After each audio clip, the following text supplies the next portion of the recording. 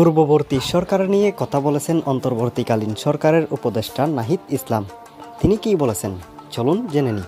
আগরতলায় বাংলাদেশ হাই কমিশনে হামলা হয়েছে, বাংলাদেশের পতাকা নামিয়ে দেওয়া হয়েছে জোর করে।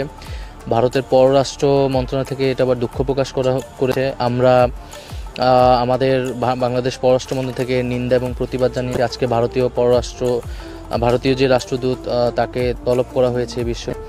কিন্তু আমরা বলবো যে এখানে ভারতের সরকার কিন্তু কোনোভাবে দায় এড়াতে পারে না।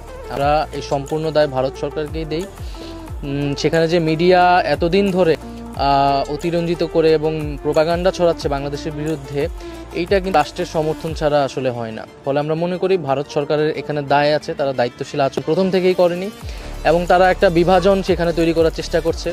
ত্রিপুরা, আসাম, পশ্চিমবঙ্গর সাথে বাংলাদেশের ঐতিহাসিক এবং সাংস্কৃতিক সম্পর্ক রয়েছে এবং এই অভ্যুত্থানেও কলকাতার, যাদবপুরে, দিল্লিতে ছাত্ররা বাংলাদেশের পক্ষে দাঁড়িয়েছে, শেখ হাসিনার আর হত্যাকাণ্ডের বিরুদ্ধে প্রতিবাদ জানিয়েছে। তো আমাদের এই যে সম্পর্ক, গণতান্ত্রিক একটা সম্পর্ক রয়েছে, সেই সম্পর্কটা অনেকেই হয়তো চায় না। এই বিভাজনটা করতে চায় বাংলাদেশের মানুষের সাথে, জনগণের সাথে, ভারতের জনগণের।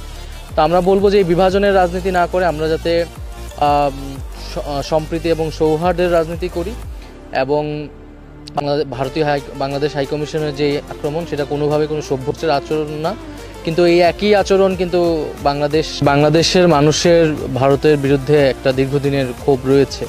কারণ বাংলাদেশে যে ফ্যাসিস্ট সরকার ছিল, সেই সরকারকে ভারত নিঃশর্তভাবে সমর্থন জানিয়ে এসেছে। তারা ভোট চুরি করেছে, তারা গুম খুন করেছে, মানবাধিকার লঙ্ঘন করেছে এবং সর্বশেষ এই জুলাই অভ্যুত্থানে তারা গণহত্যার মতো ঘটনা ঘটিয়েছে, শিশু হত্যা করেছে। তারপর আমরা দেখেছি যে ভারতের জায়গা থেকে এই সকল যে হত্যাকাণ্ড নিয়ে কোনো বক্তব্য নেই, বরং তারা সেই হত্যাকারীদের প্রধানকে তাদের দেশে আশ্রয় দিয়েছে।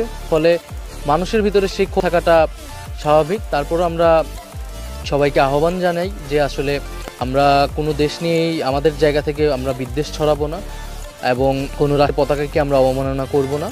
এবং ভারতেরও উচিত বাংলাদেশের মানুষের এই ক্ষোভ আসলে দূরীকরণে তাদের নিজেদের জায়গা থেকে দায়িত্বশীল আচরণ করা এবং বাংলাদেশের বিরুদ্ধে মিথ্যা বক্তব্য না ছড়িয়ে, বরং বাংলাদেশ যে নতুন করে পুনর্গঠন হচ্ছে এবং ন্যায্যতা এবং সমতার ভিত্তিতে সকল রাষ্ট্রের সাথে সম্পর্ক স্থাপন করতে চায় বাংলাদেশ, সেই জায়গায় এগিয়ে